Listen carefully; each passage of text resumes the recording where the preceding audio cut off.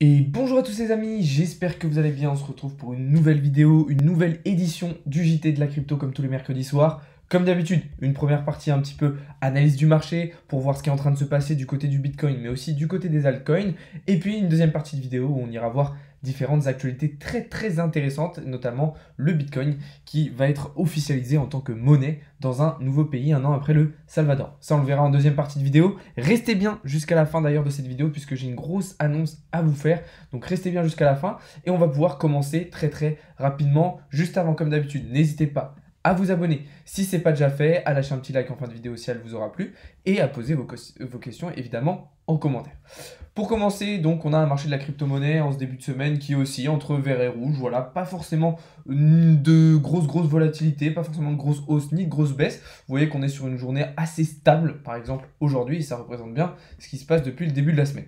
Qu'est-ce qui se passe justement depuis ce début de semaine? Eh bien, le Bitcoin est toujours en train de bien travailler au-dessus de ce triangle de compression en H4 qu'on a très bien cassé par le haut fin de semaine dernière, ce qui nous a permis d'activer des targets en direction des 44 700 $ dans un premier temps et potentiellement vers les 47 700 puis 49 200 dans un second temps. Donc là, vous voyez qu'on avait pris position tout simplement à ce niveau-là, au niveau des 40 500 $ avec une target ici sur le haut du pattern et un stop loss assez serré, ce qui nous permet d'avoir un ratio risque-récompense de 2,31, ce qui est tout à fait correct. Maintenant, à plus court terme, qu'est-ce qui est en train de se passer pour le Bitcoin, puisque c'est ce qui va nous intéresser pour la suite de cette semaine?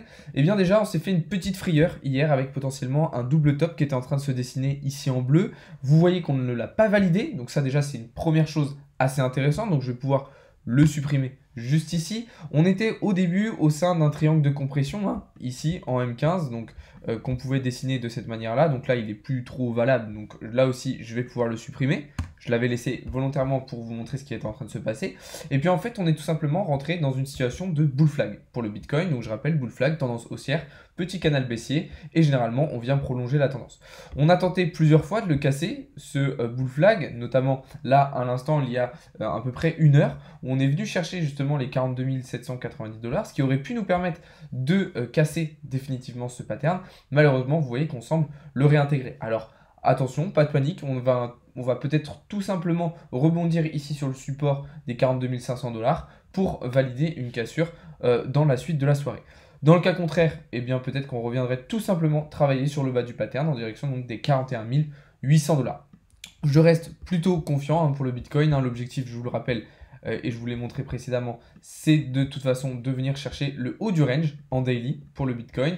Et puis après, par la suite, si on arrive à le casser, de venir chercher la résistance des 48 000 $. Ce qui va être très important et ce qu'on va regarder une nouvelle fois ce soir, c'est la clôture daily, puisque si on arrive à clôturer ici au-dessus du plat du nuage, alors on aura un très bon signal haussier pour la fin de semaine qui nous permettrait de venir chercher les 44 700 $, comme je vous l'ai dit juste avant. On a des situations très intéressantes sur l'ensemble des altcoins. Pour ça, je vous recommande vraiment d'aller voir la vidéo d'hier soir et aussi celle-ci de la semaine dernière qui était très intéressante. Mais vraiment, la rediffusion du live de hier soir, on analyse le marché, j'analyse les altcoins et en plus de ça, on prend des positions en direct.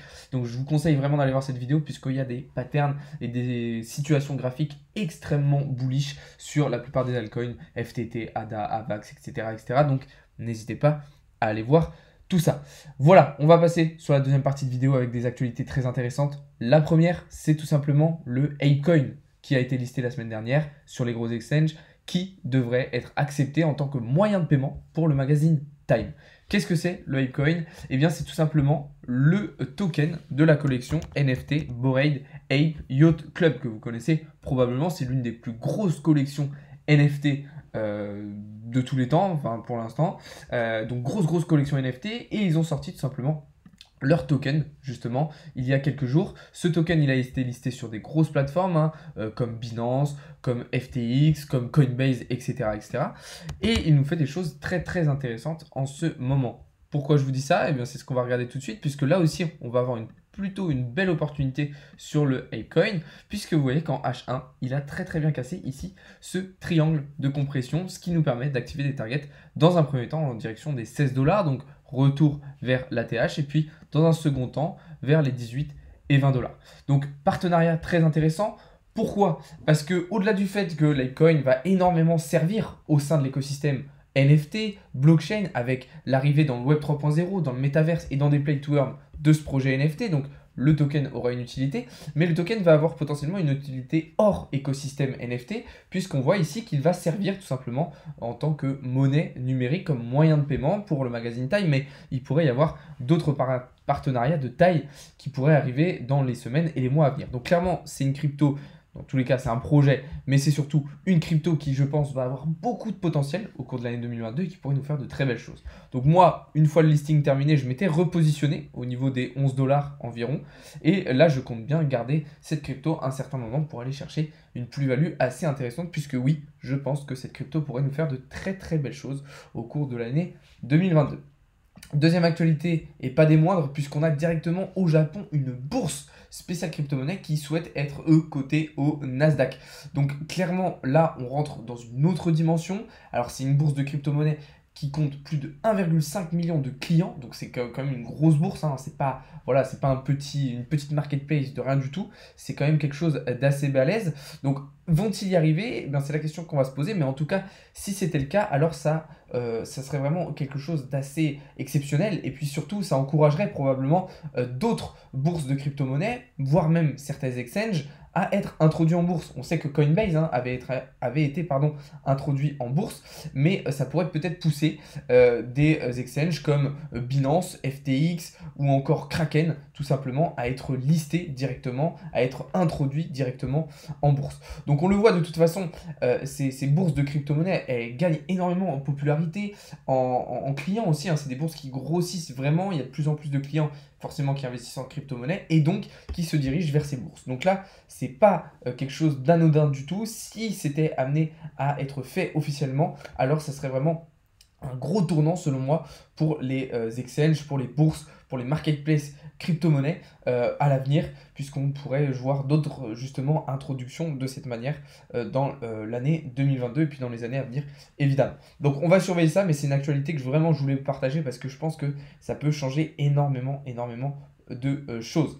Autre news, et pas des moindres encore une fois, puisque c'est un nouveau partenariat de taille pour Crypto.com qui va devenir sponsor officiel de la prochaine Coupe du Monde de football. Donc on le sait, Crypto.com c'est déjà aujourd'hui l'un des plus gros exchanges de crypto-monnaie, hein. Je ne sais pas si certains d'entre vous l'utilisent. D'ailleurs, dites-moi en commentaire si certains d'entre vous utilisent Crypto.com, parce que moi c'est l'une des plateformes avec lesquelles j'ai commencé. Donc dites-moi, ça m'intéresse de savoir si vous aussi vous êtes dessus. Donc on sait que c'est déjà un exchange qui a de plus en plus de visibilité, hein, qui gagne vraiment en visibilité, en clients, en potentiel. Et là, clairement, il s'attire une visibilité encore plus importante. La Coupe du Monde de football, on sait, c'est une compétition qui est regardée partout dans le monde par des millions de personnes. Les gens, voilà, ils vont voir ça, Crypto.com écrit partout, ils vont se dire, mais wesh, c'est quoi ce truc? Je vais essayer d'aller regarder un petit peu plus en détail ce que c'est. Donc, partenariat de taille, c'est pas le premier, hein, Crypto.com qui signe vraiment des gros contrats, hein, sur ce début d'année 2022, qui gagne énormément en visibilité, tout comme FTX, hein, avec la Formule 1 par exemple. On voit que le sport est vraiment un gros vecteur justement de visibilité pour ces systèmes de crypto-monnaie. Moi, je me fais la réflexion maintenant à chaque fois que je vais au stade, hein, que ce soit à Paris ou là actuellement dans ma ville, à Rennes, et bien voilà, autour des terrains, on a des panneaux publicitaires avec des trucs de crypto-monnaie, des exchanges de crypto-monnaie sur les panneaux publicitaires. Donc pas anodin du tout, grosse visibilité donc à venir pour Crypto.com et pour les cryptos en général. Donc ça, c'est un partenariat certes qui va être intéressant pour eux, mais aussi pour l'univers des cryptos, puisque voilà, on a quand même la plus grosse peut-être compétition au monde, celle qui est plus regardée selon moi, hein. Je ne connais pas les chiffres, mais je pense que c'est l'une des compétitions sportives qui est le plus regardée partout dans le monde, et là on va avoir un sponsor officiel, donc là vraiment, vous voyez que c'est quelque chose de pas anodin du tout. On termine avec la dernière actualité de ce JT, vous en avez probablement entendu parler, c'est tout simplement le Honduras qui devrait reconnaître le Bitcoin comme monnaie légale dans les prochains jours. On le sait, le Salvador l'avait fait il y a un an, quasiment jour pour jour, hein. Enfin c'est pas jour pour jour, mais il y a à peu près un an. Le Salvador avait fait du Bitcoin sa monnaie, l'une de ses monnaies officielles.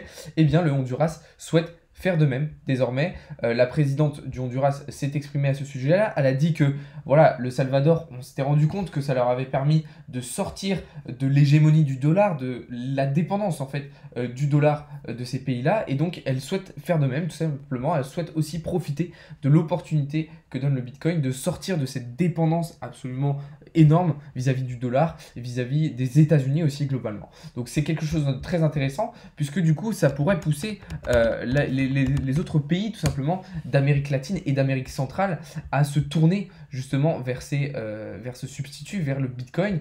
On le sait, hein, il y avait des pays comme le Venezuela, alors pas la Colombie, je sais qu'il y avait le Venezuela, il y avait peut-être le Costa Rica aussi, qui était très très intéressé. Cette carte-là sera peut-être un petit peu plus intéressante. Donc le Salvador, vous voyez que c'est juste ici, le Honduras c'est juste à côté.